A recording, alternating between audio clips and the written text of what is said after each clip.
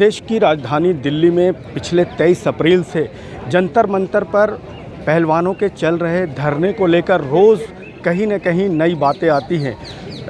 इनका आरोप है कि सरकार बृजभूषण सिंह को बचा रही है और उनके साथ न्याय नहीं हो रहा है और खिलाड़ियों का हरास हो रहा है। लगातार इस मांग पर अड़े हैं कि जब तक उन्हें न्याय नहीं मिल जाता है, जब तक बृजभूषण सिंह को गिरफ्तारी नहीं हो जाती है, तब तक वो धरने से हटेंगे नहीं।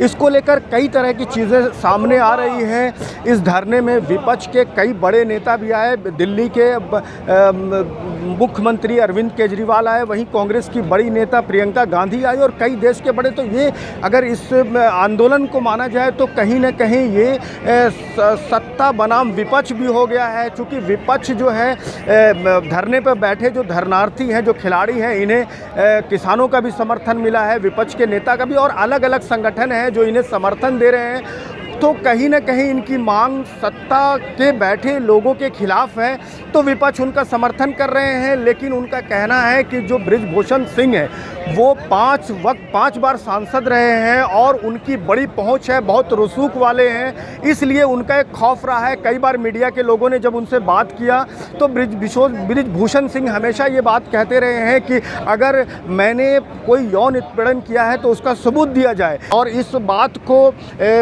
दोनों ही तरफ से अपने अपने पक्ष रखे जा रहे हैं। अब जबकि जो धरने पे बैठे लोग हैं इनमें हर दिन संख्या इसकी बढ़ती जा रही है। आप देख सकते हैं रास्ते में बहुत कड़ी सुरक्षा रही है और बहुत कड़ी सुरक्षा के बीच ये धरना दिया जा रहा है, लेकिन तब भी यहाँ पे लोगों का आना जाना है और बहुत मुखर होकर धरने पे बैठे लोग सरकार के खिलाफ बोल रहे हैं। बहुत बहाकर अनाज उगाते हैं, खिलाड़ी अपना पसीना बहाकर देश का नाम रोशन करते हैं और पदक लाते हैं, तो उनको ये विश्वास है कि वो कभी हारेंगे नहीं हिम्मत, और वो यहाँ पर संघर्ष करेंगे। और उनकी मांग ये है कि अगर इस तरह से यौन शोषण करने वालों को आज़ादी मिली तो कहीं ना कहीं देश में खिलाड़ियों का मनोबल टूटेगा। लड़कियाँ जो देश में बेटी बचाओ बेटी पढ़ाओ के नारे दिए जा रहे हैं, बेटियों को आगे करने की बातें की जा रही हैं, तो कहीं ना कहीं उनका हौसला टूटेगा और किसी क्षेत्र में भी लड़कियां जो है वो आने से डरेंगी। लेकिन अगर इनका मानना है कि अगर न्याय मिलता है और अगर बृजभूषण को सज़ा मिलती है तो कहीं ना कहीं ये लगेगा लोगों को, दूसरे लोगों में ये डर आएगा कि वो कभी ऐसी गलती ना करें। तो इसलिए वो ये जो यहाँ पे धरना पे बैठे हैं वो बिल्कुल अडिग हैं कि वो जब तक उन्हें न्याय नहीं मिल जाता वो धरने पर बैठे रहेंगे। इमरान अली, आपको पता है सरकार किस हद तक जा रही है? बबीता फोगाट है, विनेश फोगाट की बहन है, उसने बड़ा आरोप लगाया है। उसने कहा कि विनेश यहाँ राजनीतिक रोटियां सेकने के लिए बैठी है, और बबीता फोगाट न केवल बहन है, पहलवान भी है, ओलंपिक पदक विजेता भी है, और जो कमेटी बनाई थी मोदी सरकार ने, जांच कमेटी, उसकी सदस्य भी है। तो अब आप समझो सरकार किस स्तर जा रही है। सरकार ने बहनों को बहन से अलग कर दिया, आप समझ गए ना? तो सरकार कितने भी स्तर तक गिरेगी। धरना को लेकर क्या कहना चाहेंगे आप? धरना को लेकर मैं ये कहना चाहूँगा कि बड़े शर्म की बात है, जो बेटियाँ देश से सम्मानित हैं और गोल्ड मेडलिस्ट हैं, और जो आज उनकी मजबूरी बन गई है कि यहाँ पर फुटपाथों पर बैठी हैं। जब ये गोल्ड मेडल लाती हैं तो इनको बहुत अच्छी तरीके से अटेंड किया जाता है और इनको सम्मानित भी किया जाता है, चाय पर बुलाया जाता है बाकायदे। स्मृति ईरानी को भी भेजा जाता है। तो आप कहते हैं कि मैं उनका पिता हूँ, बाप हूँ, आज कहाँ मर गया आपके अंदर का पिता? एक ट्वीट तक का नहीं आया है। मैं नरेंद्र मोदी प्रधानमंत्री जी का सम्मान करता हूँ, मगर उन्होंने इस विषय में बेटियों के सम्मान में एक ट्वीट तक का नहीं किया। सरकार की ओर से कोई मिलने आए कि नहीं अभी तक आपसे? देखिए, आप जिसको सरकार कह रहे हो, मैं उस तरह से नहीं फील करता। सत्ता क्योंकि इस सत्ता को, ये भेड़ियों की सत्ता है, तो मैं जब जान ही रहा हूँ कि भेड़िए हैं, तो इनकी बस एक दवा है, एक लाइन की, वो है रिवोल्यूशन, वो है क्रांति। और कल क्रांति आप और दिल्ली की जनता देख लेगी इस जंतर मंतर पे कि क्रांति किसे कहते हैं और क्रांतिकारी किसे कहते हैं। क्रांतिकारी आ चुका है। जो टाइम वो अच्छे काम के लिए निकाल सकते थे, वो अभी हमारी इस लड़ाई में आ रहे हैं। तो इस वे में नुकसान हो रहा था या होएगा, आगे जितना भी प्रोटेस्ट चलेगा तो वो खिलाड़ियों का, उन लड़कियों का, हमारी फैमिलीज का, जो हमारे लोग समर्थन में आ रहे हैं, उनका हर किसी का नुकसान हो रहा है उसमें। तो वो नुकसान की बात हो रही थी। दूसरा, जो भी हमारी खाप पंचायतें हैं, जो भी हमारे बड़े बुजुर्ग, उसमें हमारी फैमिली से भी लोग जाएंगे। किसान संगठन है, बहुत सारे अलग अलग स्टेट में किसान संगठन है, पूरे देश में अलग अलग जगह से आएंगे। वो सभी बढ़े, क्योंकि उन्होंने जिंदगी हमसे ज्यादा देखी है, तो वो जो निर्णय लेंगे वो कहीं ना कहीं इस तरह की चीज़ों पे शर्म आती है और कहीं ना कहीं रोना भी आता है कि हमने जिनको चुन के भेजा था आज वही हमारी बहन बेटियों के लिए शराब बन गए हैं। बेटी पढ़ाओ बेटी बचाओ का नारा ज़्यादा सीरियस ले लिए, बचाओ का तो भूल ही गए हैं। समस्या है, देखना भी है, पर मन दुखित है। उम्मीद क्या है?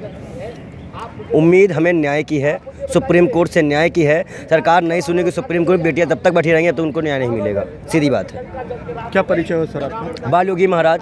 पता है कि 15-15 रुपए के मेडल आते हैं। अगर 15-15 रुपए के मेडल आते हैं तो अपने घर परिवार में जो सारे बैठे हुए हैं फेडरेशन के अंदर सबको दिलवा दे 15-15 रुपए के मेडल। 15 रुपए के मेडल आते हैं, 15 में 20 रुपए दे रहा हूँ, दिलवा दे अपने घर परिवार के लोगों को मेडल। ये मेडल की कीमत लगा रहे हैं। एक बात आप मुझे बताइए, सरहद पे जवान शहीद होते हैं, ठीक है, कल को तो जो उनको परमवीर चक्र से सम्मानित किया जाता है, शौर्य चक्र से सम्मानित किया जाता है, कल को तो आप उसकी भी कीमत लगा देंगे। आप तो ये एक बात बताइए कि वो हमारे पूरे विश्व में परचम लहराने का काम कर रहे हैं, तिरंगे को लहराने का काम कर रहे हैं, और आप उनके मेडल की कीमत लगा रहे हैं।